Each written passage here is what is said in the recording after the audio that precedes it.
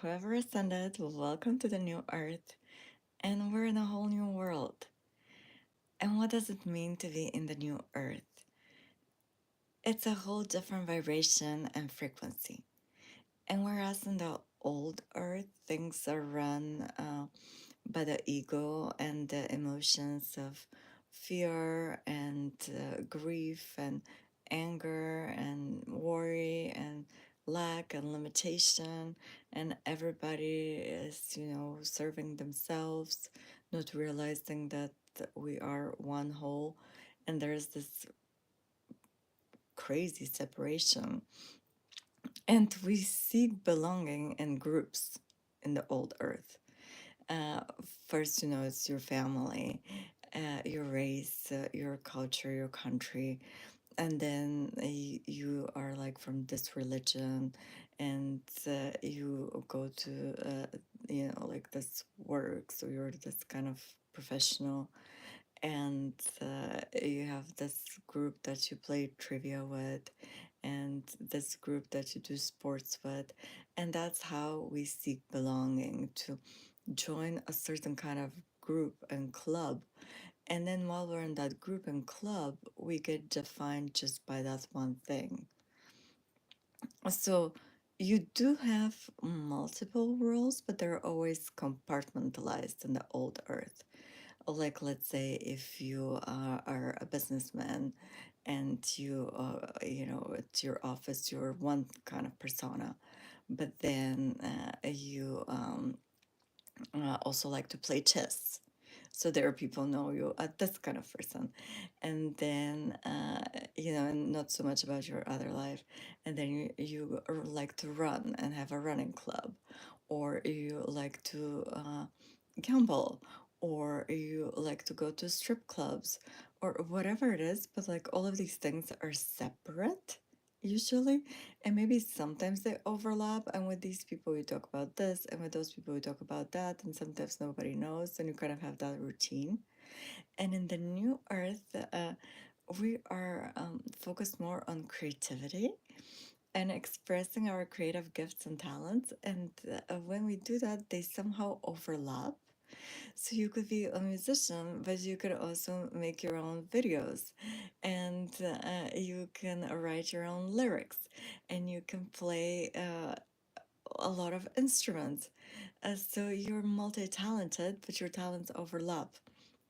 Or you could be a poet who also takes pictures and uh, self-portraits, and you write poems that go with your self-portraits, and then you combine them in a video, which is what I do. And then you come up with other things that you can do and manage to overlap everything. And somehow all of it is connected because it's united by your major core values and passions. And in the new earth, when you play like this, you're not looking for belonging. And let's say, in chess club, if you talk about uh, your work, and they're like, what, you're this, so it doesn't work that way, because you belong to source. You are source. That's very, very clear. You are whole and complete, and you don't need external validation and approval. Thank you, dear friend. But you are just joyful that you're here and you're existing.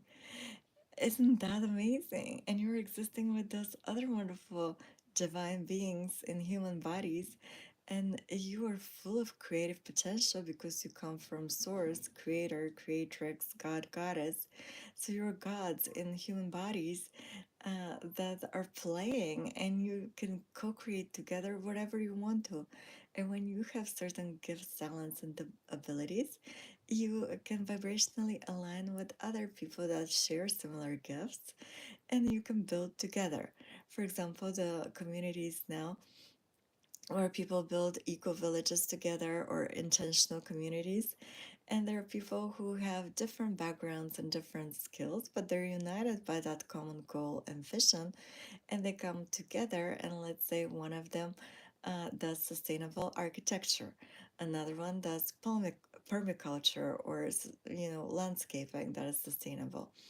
Another one knows about water and resources. Another one knows about raising children uh, in a conscious way. And another person knows about gardening, more, like edible plants. Another person knows about plant medicine. Another person knows more about consciousness and the laws of the universe.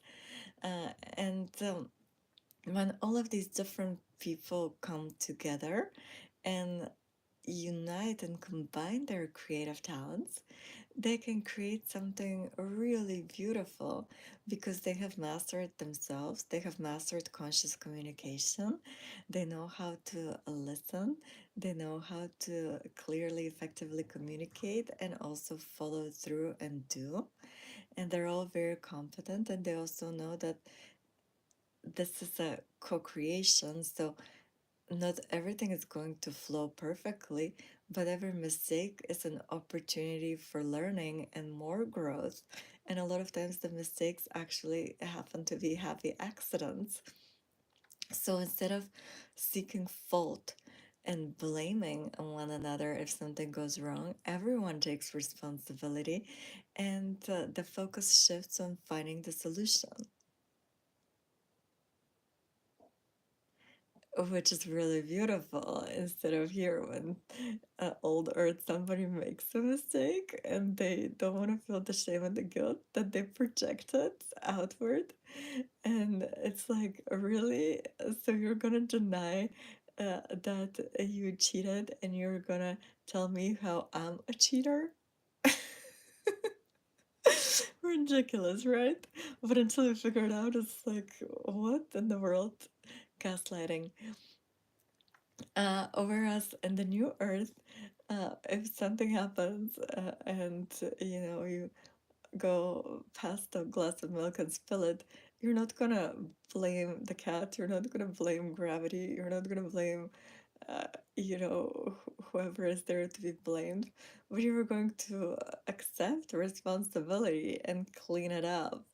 And if somebody else does it, you'll help them clean it up, right?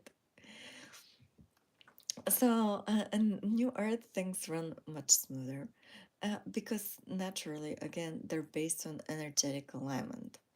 And when somebody comes to us and they want to engage with our energy, we can hear them out, see how the vibe is going, try to do something together.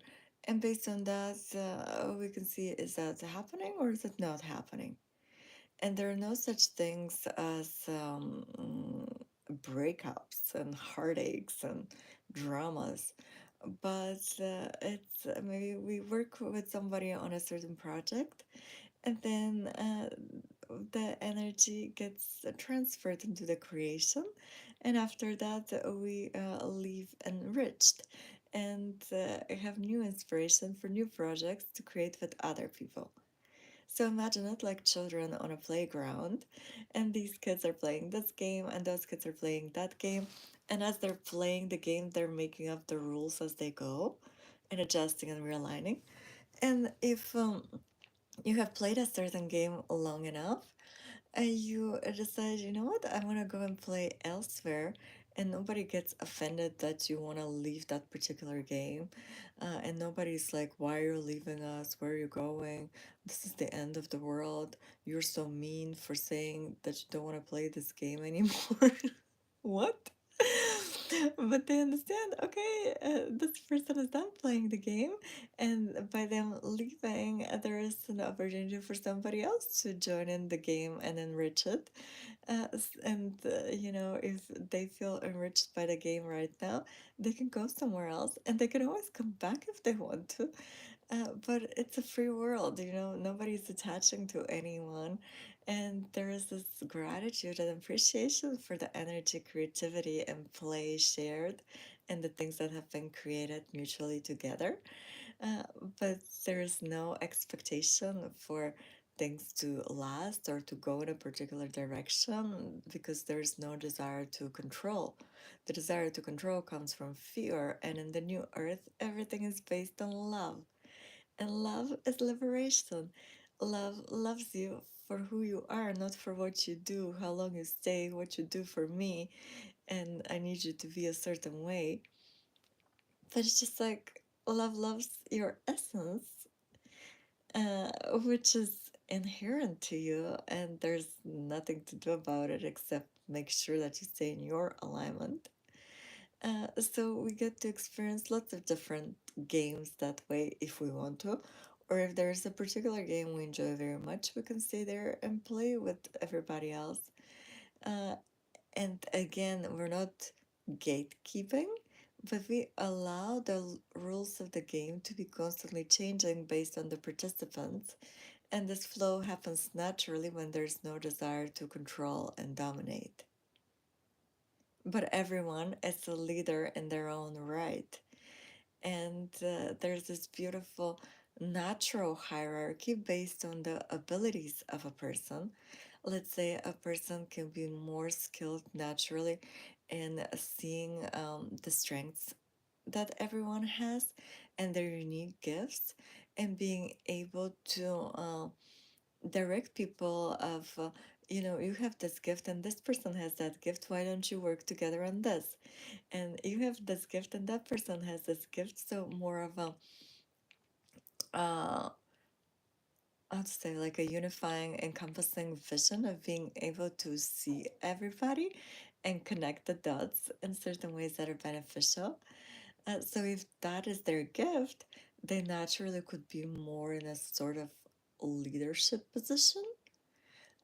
But that leadership position is not coming from a desire to control, dominate, and nobody else can do it but me. But it's like, this is what I enjoy to do. This is how I like to play. It comes natural to me, and I love doing it. So as long as there's a need for me to do that, and everybody else is happy with the things that I'm doing, and I'm happy with the things that I'm doing, let's just keep going and see what happens. So there is just this naturalness, and success is like the Maya Angelou quote: being who you are, loving who you are, loving what you do, and loving how you do it.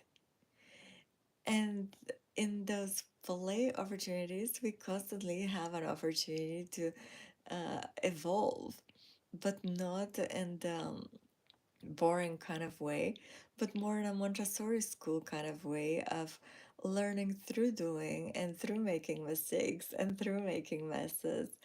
But because it's all coming from that a liberated light space, we don't shame and guilt ourselves for that. We don't fear that somebody's going to punish us, but we just play with it like children do.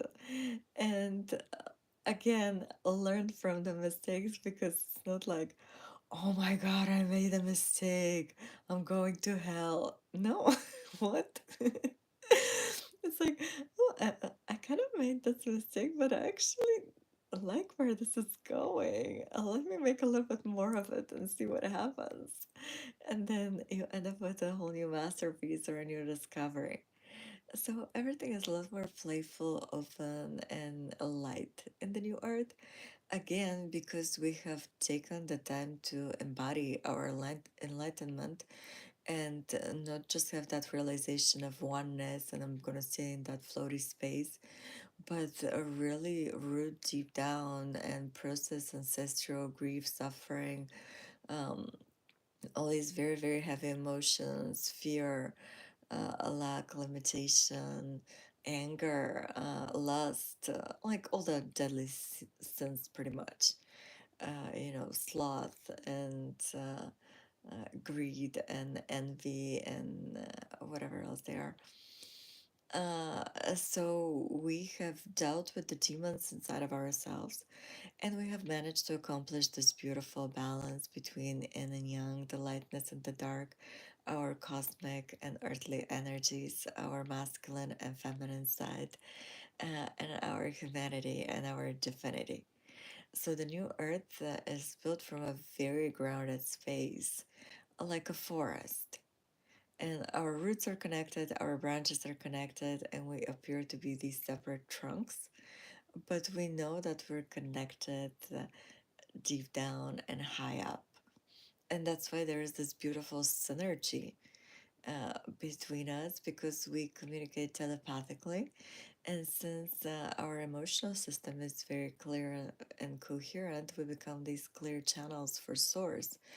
And we can channel wisdom for one another, ideas, and uh, get these downloads where we uh,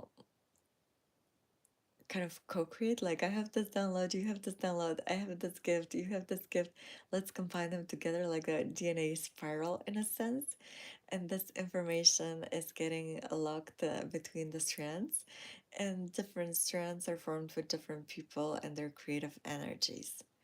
So it's really beautiful if you could actually see it like that energetically, what's happening and how those new grids and belief systems and structures are created that are supporting the new earth and grounding it in the physical. And first, it happens on an energetic level where we all work in the astral, and then everybody does the work in the physical. And sometimes it could be just through putting art out there that we anchor it, or could be many ways. I do it with art.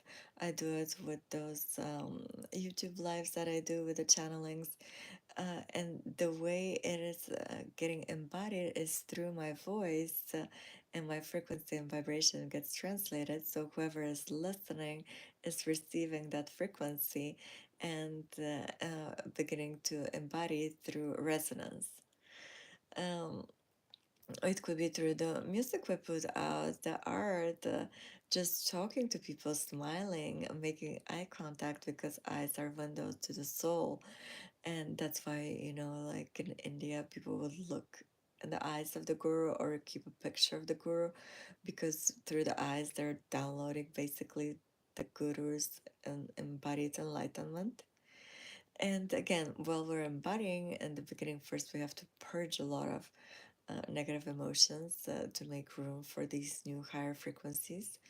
But then once we're lighter, it's much easier to anchor the new frequencies. And for me, nature helps a lot, and the elements, being in the sun, touching plants, grass, gardening, playing in the dirt, uh, touching trees, water, taking a bath if you cannot swim in a large body of water. So all of these help us embody and imprint and creating, the people, whatever you're creating, that's how we're anchoring the new earth. And it's really magical because the developments that are happening are wild. And while you're in the 3D, it's like a closed door to you completely. But when you start to awaken, you start to get these synchronicities and glimpses and signs. And the way to make it in the new earth is to just keep following and dropping what no longer serves, and following that spark of joy and following that elevated emotion. And sometimes we're asked to let go of a lot: close relationships, jobs, homes, but realize it is all for the better. If you're feeling it strongly, if it's crumbling underneath your feet, let it go. Because new will appear, but there's no way for the new to appear while you're carrying the old on your back and it's slowing you down. And you will be in that space of complete uncertainty. The path is gone, you're floating in thin air, you don't know what's happening. But that's how you learn to fly, and that's how you learn to trust fear, not fate. And that's how the new earth is built, through faith and seeing the invisible and believing the unbelievable and the unseen. And through that sheer belief, anchoring it in this reality and opening that door of perception and the timeline where it's already existing, and all of a sudden it starts to get hotter and hotter and hotter and hotter, like, oh my god, I'm seeing this here and this here and this here and this here, and everything is aligned with my vision. And then one day when you're not expecting it all, when you're completely relaxed, and when everything is just kind of like and bam, it lands on your doorstep and it hits you, and it's the most incredible thing you've ever experienced because You knew it was coming. You were completely certain, and because you were completely certain, you already knew that you have it, and you weren't living in that feeling of, when am I gonna get it? When am I gonna get it? Where is it? What else do I need to do? But you were like, it's already mine. I love it. I love it so much because I already have it. And you're just completely relaxed because you're happy with your life the way it is. And if the blessing comes, that's great. And if it doesn't, that's fine too. And because you're very calm, it sails to you. And you meet it, and it's happily ever after from then on. And then you have another desire, and you have to bring that into the physical too. And everything is very aligned because by serving yourself through that in the new art and following your passions and your joy, you serve the whole. Because you're emotionally united in those higher frequencies, and whatever you're downloading from source and anchoring into the physical, it's something that is serving all of the community and all of humanity, and not just humanity, but the whole universe. Isn't that amazing that we are capable of doing that, and we're remembering now the spiritual giants that we are, and how deep our origins run, and how high, and how we can create heaven on earth like piece of cake if we uh, achieve self mastery, enlightened embodiment, and then pull our resources together and start building.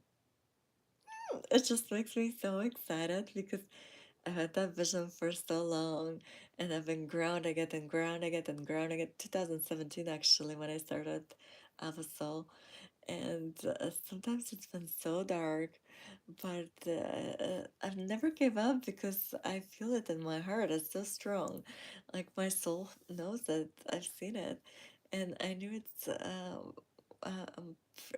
that's part of the people that are bringing it down.